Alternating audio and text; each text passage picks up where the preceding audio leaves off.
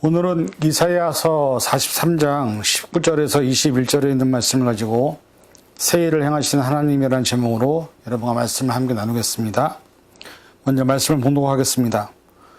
보라, 내가 새 일을 행하리니 이제 나타낼 것이라. 너희가 그것을 알지 못하겠느냐? 반드시 내가 광야의 길을 사막의 강을 내리니 장차 들짐승 곧 승냥이와 타주도 나를 존경할 것은 내가 광야의 물을 사막의 강들을 내어 내 백성 내가 택한 자에게 마시게 할 것임이라. 이 백성은 내가 나를 위하여 지었나니 나를 찬송하게 하려 함이니라. 아멘. 기도하겠습니다. 사랑해 주님, 2021년도 참으로 힘들고 어려운 시간을 마무리하는 마지막 주일에 우리가 와 있습니다. 이 시간 말씀을 통해서 2022년도 새 일을 행하시는 하나님을 바라보게 하시고 그 일에 우리가 어떻게 함께 하나님과 함께 걸어갈 것인지를 생각해 볼 수 있는 시간 되게 하여 주옵소서. 말씀을 통해서 깨닫는 지혜를 허락하여 주옵소서. 감사드리며 예수님의 이름으로 간절히 기도하옵나이다. 아멘.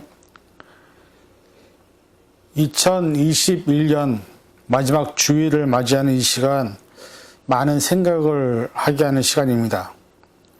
코로나 팬데믹으로 인해서 수없이 많은 생명이 죽음을 경험해야만 했고, 그 안에서도 나라마다 정치적인 이슈나 또한 전쟁, 가난과 빈민의 문제, 그리고 여러 가지 많은 삶의 문제들 속에서 우리는 어느덧 2022년을 준비하고 있고 2021년도를 마무리하고 있습니다.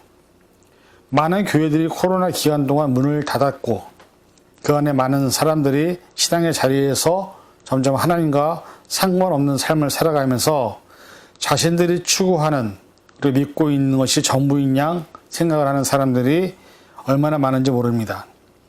게다가 아직도 새로운 변종 바이러스로 인해서 전 세계는 여러 가지 염려와 걱정을 가지고 살아가고 있습니다.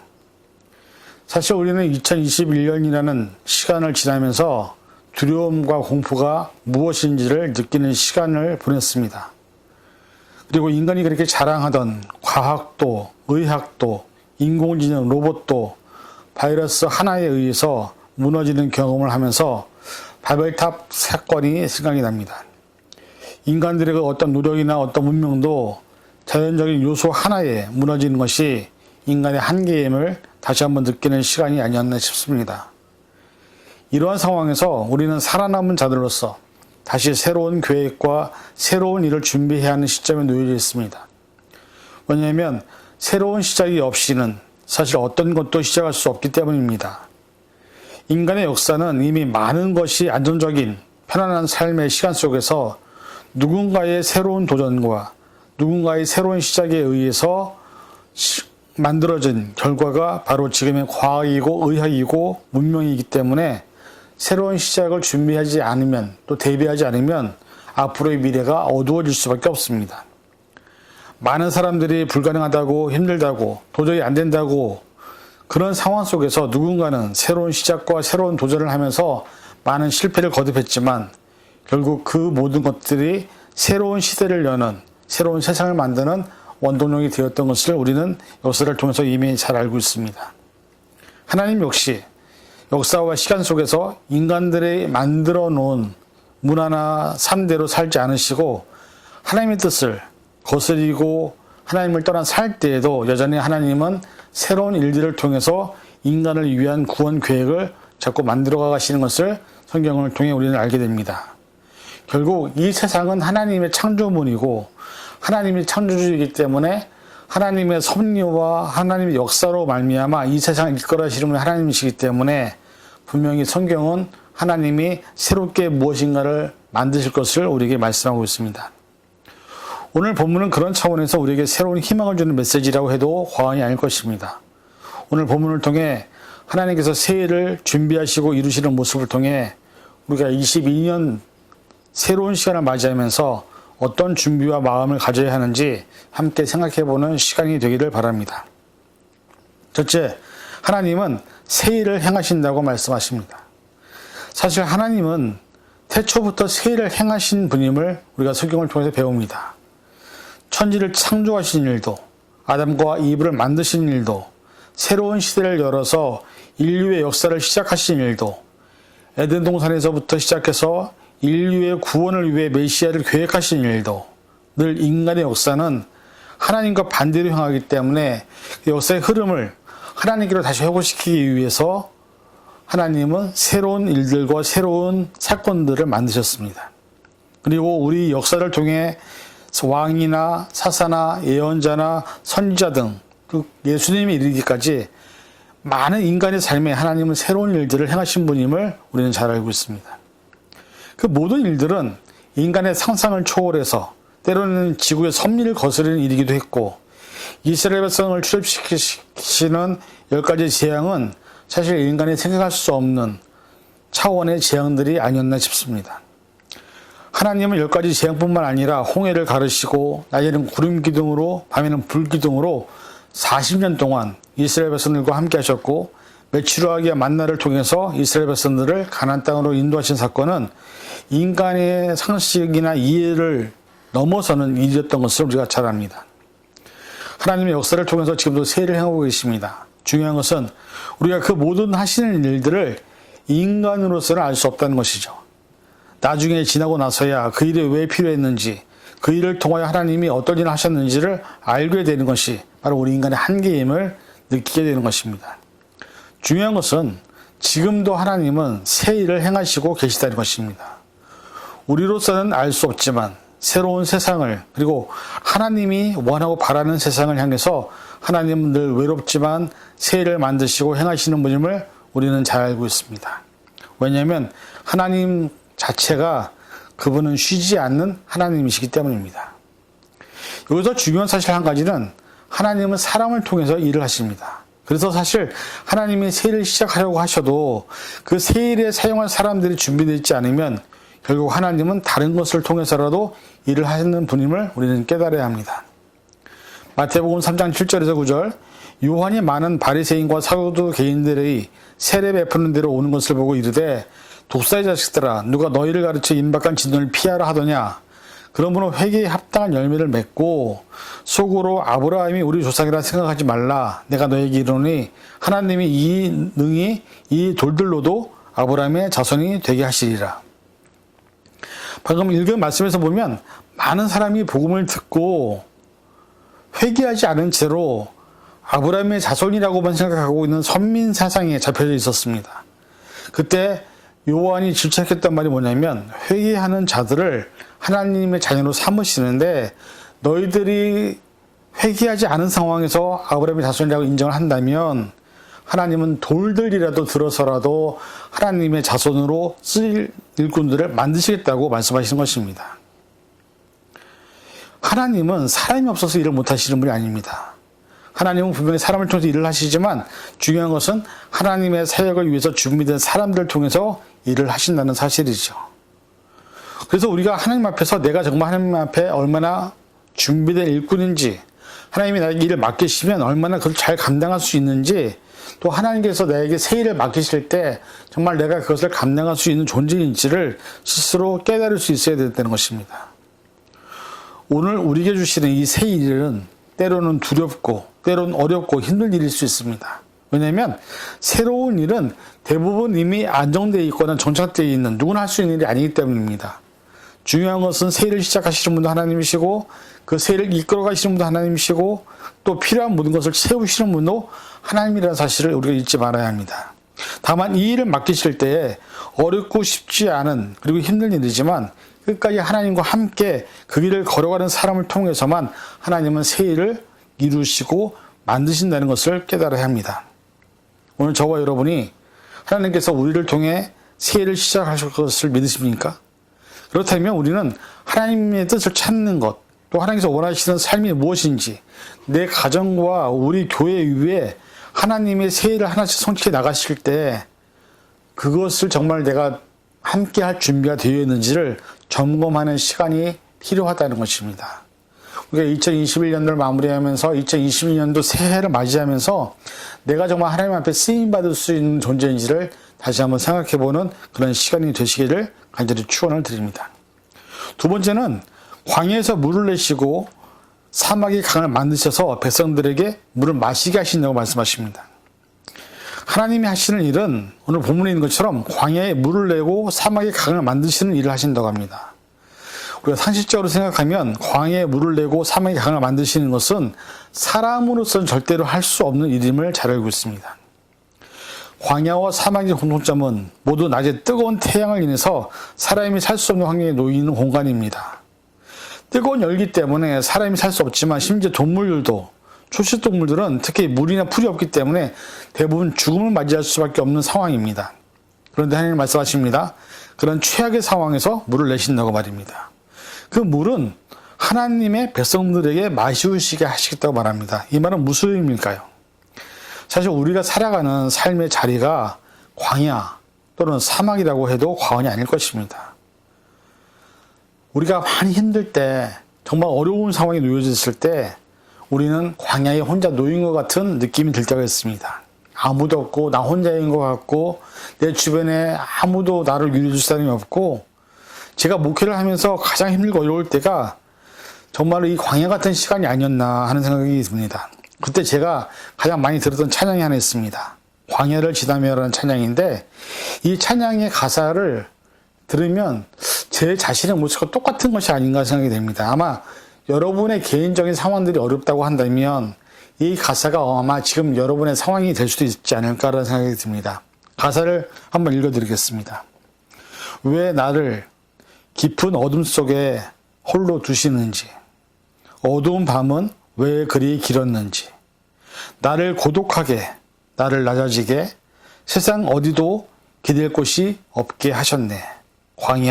광야에 서 있네. 주님만 내 도움이 되시고 주님만 내 빛이 되시는, 주님만 내 친구 되시는 광야. 주님 손 놓고는 단 하루도 살 수 없는 곳 광야에 서 있네. 주께서 나를 사용하시려, 나를 정결케 하시려 나를 택하여 보내신 그곳 광야. 성령이 내 영을 다시 태어나게 하는 곳 광야에 서 있네. 내 자아가 산산이 깨지고 높아지려 했던 내 꿈도 주님 앞에 내려놓고 오직 주님 뜻만 이루어지기를, 나를 통해 주님만 드러나시기를 광야를 지나며.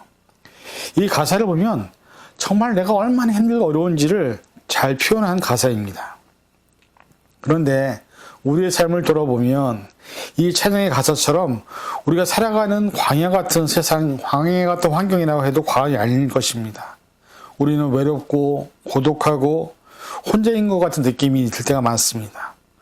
어느 누구도 없는, 나 혼자 이 모든 상황을 이겨내야만 하는 그런 시간을 보낼 때가 얼마나 많은지 모릅니다. 그러나 가사에서 보면 그곳에 누가 있다고요? 주님만 의지하게끔, 주님만 의지하게끔 우리가 그 자리에 있다는 것입니다. 그런 상황에서 물조차 없기 때문에 더 목말라하고 더 힘들어하는, 더 지쳐가는 그런 모습이 우리 놓여있지만, 이런 상황에서 많은 사람들이 의지가 약해지거나 또한 너무 스스로 힘든 상황이 되면 극단적인 선택을 하시는 분들도 많이 있습니다. 그러나 중요한 것은 그 광야에서 하나님은 우리에게 뭐라고 말씀하시냐면 물을 내시겠다고 말씀하십니다. 사막에 강을 만들겠다고 말씀하십니다. 그리고 그 물을, 그 강을 우리에게 마시게 하시겠다고 말씀하고 있습니다. 믿음으로 구하고 간구하면 하나님의 시간대에 하나님의 역사는 분명히 이루어집니다. 우리가 그렇게 원하고 바라는 물을 주시겠다고 하시는 것입니다. 문제는 우리가 바라고 원하는 시간이 아니라 하나님의 시간이 달려있기 때문에 그것이 우리에게 힘든 모습이 될 수도 있죠. 물은 인간에게 있어서 생명과 직결되는 삶의 부분입니다. 광야에서는, 사막에서는 물질도, 세상의 그 어떤 권력도, 삶에 누리는 그 어떤 것도 다 필요 없습니다. 물만 있으면 살 수 있는 것처럼 우리의 삶에 가장 필요한 물을 주시는 분이 바로 하나님이라는 사실을 말씀을 통해 우리는 깨달아야 합니다. 결국 우리는 하나님 없이는 한순간도 살아갈 수 없는 존재가 바로 물이라는 사실을 깨달아야 합니다. 여러분, 2022년 새로운 시간을 맞이한다 하더라도 우리가 하나님 없이 어떤 것도 이룰 수 없습니다. 하나님 없이 만드는 내 노력, 내 의지, 나의 눈물, 나의 땀, 어떤 것을 이루더라도 하나님 없이 만들어진 것은 한순간에 무너지는 것을 너무나 잘 압니다.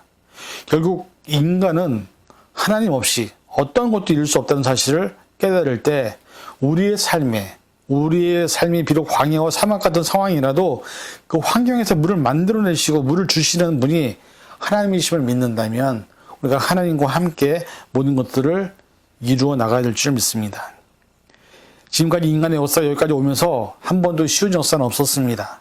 모든 것이 계속 진화되고 변화되고 사회 문화가 과학에 의학에 발달을 하더라도 여전히 인간의 삶에는 그 어떤 것으로도 해결되지 못하는 문제들은 여전히 산적이 있었습니다. 왜냐하면 각 개인의 문제나 가정의 문제는 각자 해결해야 될 문제들이지 국가나 어떤 것으로도 해결할 수 없는 문제이기 때문입니다. 근데 그 문제의 해답이 누구에게 있느냐? 바로 하나님께 있음을 인정해야 합니다. 하나님만이 우리 각 개인이나 가정 안에서 나타나는 많은 문제들을 해결할 수 있는 분임을 잊지 말아야 합니다. 그래서 하나님이 우리에게 필요한 존재입니다. 부디 바라기는 2022년도 하나님과 함께 시작하시고 하나님과 함께 마무리하셔서 우리 삶에 비록 광야와 사막과 같은 환경이라 할지라도 그래서 하나님이 공급하시는 물을 마시는 경험을 하는 저와 여러분이 될 수 있기를 간절히 부탁을 드립니다. 세 번째는 나의 백성을 통해서 찬송을 부르게 하실 것이다 말합니다. 여러분 신앙생활을 하시면서 찬송이 언제 나오십니까? 보통은 찬송은 즐겁고 신나고 생각지 못한 기쁜 소식을 들을 때 저절로 찬송을 하게 됩니다. 보통 사람들이 힘들고 어려운 순간에 그리고 병원에 입원해 있는 사람들 중에서 찬송을 부르며 즐거움을 표현하는 사람은 별로 없습니다. 정말 병원에서 죽어가고 있는 사람들 중에서 힘들고 어려운 생활을 보내면서도 찬송을 부르면서 그것을 감사로 채우는 사람이 있다면 그 사람의 신앙은 정말로 대단한 것이라고 저는 믿습니다. 사람이 살면서 환경이나 상황이 얽매인 사람들이기 때문에 내 뜻대로 내 마음대로 내가 원하지 않는 상황이 온다 하더라도 많은 사람들이 그 환경 때문에 하나님을 떠나는 경우가 얼마나 많은지 모릅니다.